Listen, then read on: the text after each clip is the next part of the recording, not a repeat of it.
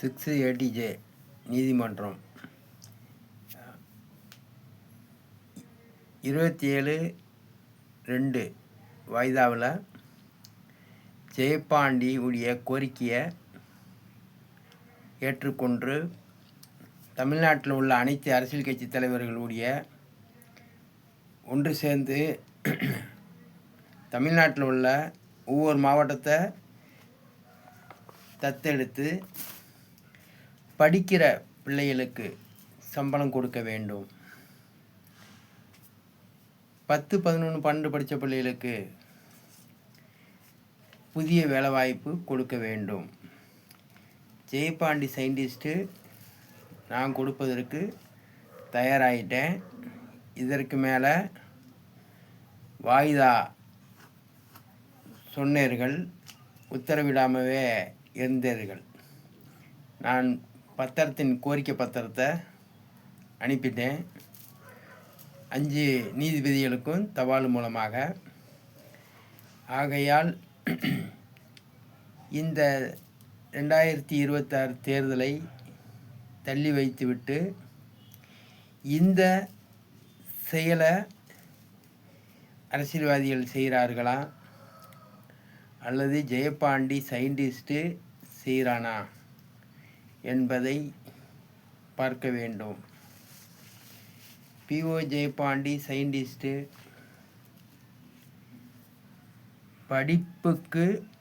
படிக்கிற நாளை வேலை பார்த்த நாளாக கருதி இழப்பீடு தொகையாக அவர்கள் வங்கியில் சம்பளம் போட இருக்கிறேன். புதிய கண்டுபிடிப்பு மூலமாக NSM சாகுல் ஹமீது ஐயா அவர்கள் ஜெயபாண்டிக்கு 2000 துக்ளக் பத்திரிகை மூலமாக நிதி உதவி வட்டி இல்லாத கடன் கொடுத்தார். அந்த ஞாபகார்த்தமாக NSM Shahul Hameed IT manager Sharjah Thuglak பத்திரிகை மூலமாக உதவி கிடைத்தது.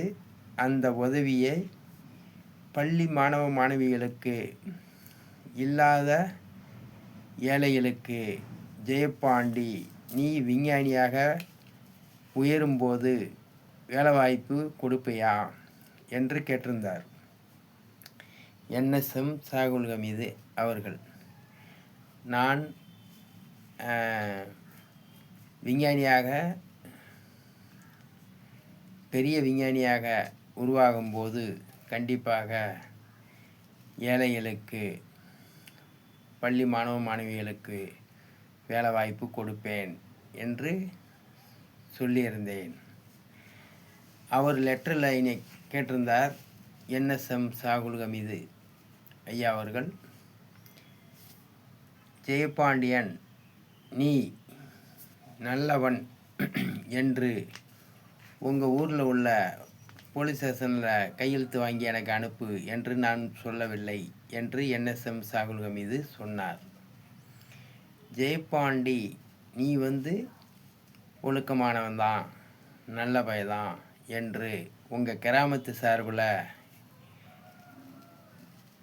கையெழுத்து வாங்கி அனுப்பு என்று NSM சாகுல் ஹமீது சொல்லவில்லை.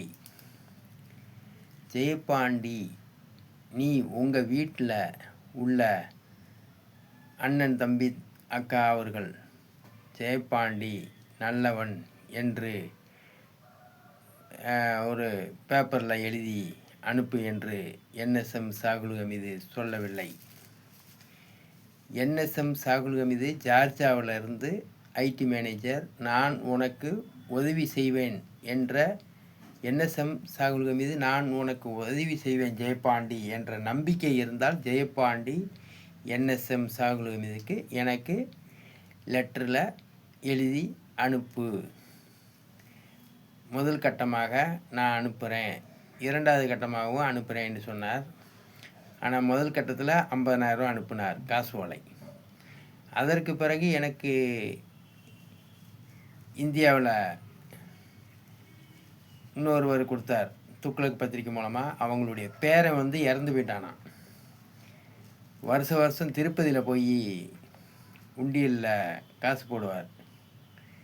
பேரனுடைய ஞாபகார்த்தமாக துக்ளக் பத்திரிக்கை படித்து பார்த்துட்டு அந்த திருப்பதியில் போடக்கூடிய காசை 1,00,000 ரூபாயை வந்து எனக்கு சென்ட்ரல் மார்க்கெட்டில் வந்து கொடுத்தார். அந்த ஐயா உடைய காசு வந்தது. அப்புறம் ஹைட்ராபாத்துலேருந்து சாமி கும்பிட மீனாட்சி மயிலுக்கு வந்தவங்க, அவங்க துக்ளக்கு படிக்கக்கூடியவங்க, அவங்க படித்து பார்த்துட்டு வந்து இங்கே சாமி கும்பிட வரும்போது ஒரு 14 பேரோ 15 பேரோ இருப்பாங்க. அவங்க எல்லாரும் எனக்கு நிதி உதவி கொடுத்தார்கள். மொத்தம் 2000 துக்ளக்கு பத்திரிக்கை மூலமாக மட்டும் எனக்கு 4,70,000 ரூபா 2000 நிதி உதவி வந்தது. அந்த நிதி உதவிகள் விஞ்ஞானத்துக்கு என்று நான் செலவு செய்து இன்னைக்கு மதுரை மாவட்டம் முழுவதும் படிக்கிற பிள்ளைக்கு சம்பளமும் கொடுக்க முடியும்.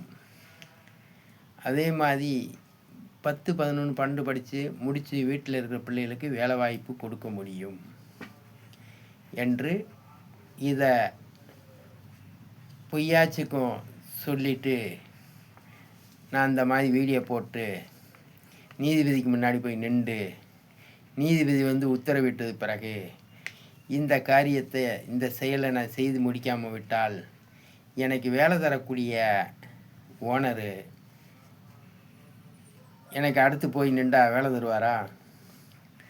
இல்லை என் சொந்த பந்தம் வீட்டு செல்லூர் மேலத்தோப்பில் இந்த செயலை செஞ்சு முடிக்காமல் நான் வந்து ஏமாற்றி வெறும் சொல்லியிருந்தா இந்த நான் இருக்கிற ஏரியா சொந்த பந்தம் மதிக்குமா?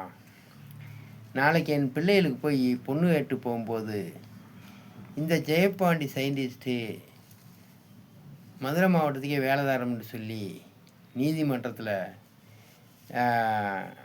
1 கோடி ரூபா சேலஞ்ச் பண்ணிவிட்டு அதை செய்து முடிக்காமல் போயிட்டான் என்ற அந்த அசிங்கம்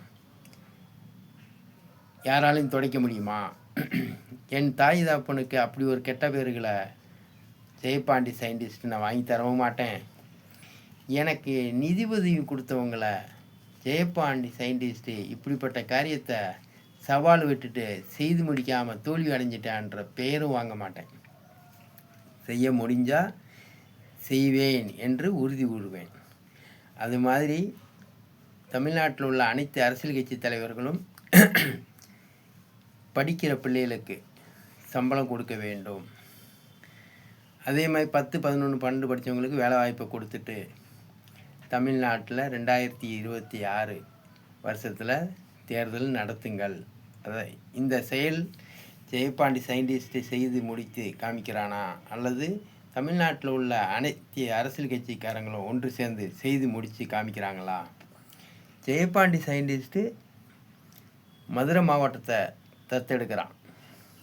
இதே மாதிரி ஒவ்வொரு மாவட்டத்தை ஒவ்வொரு கட்சி நிர்வாகிகள் போட்டியிடக்கூடியவர்கள் அந்தந்த கட்சி சார்பில் ஒவ்வொரு மாவட்டத்தை தேர்வு செய்து அந்த மாவட்டத்தில் உள்ள பள்ளி மாணவ மாணவிகளுக்கு வேலை வாய்ப்புகளும் படிப்பதற்கு சம்பளமும் கொடுக்க வேண்டும். இந்த இழப்பீடு தொகையை 7,02,000 ரூபா கொடுத்துட்டோம்னா அவர்கள் 10,000 தமிழ்நாடு அரசுக்கு நிதி உதவி செய்வார்கள். ஏன்னா 12 வருஷமாக 1ஆம் வகுப்பில் படித்து முடித்து எந்த வருமானமும் இல்லாமல் அந்த சர்டிஃபிகேட் மூலமாகவும் எந்த வருமானமும் இல்லாமல் கொத்தடிமை இந்த மாணவர்கள் இல்லை என்பதை சொல்லுவதற்காகவும் நன்றி, வணக்கம். அடுத்த டைக்கில் பேசுகிறேன். பிஓ ஜெயபாண்டி சயின்டிஸ்ட்டு. வணக்கம்.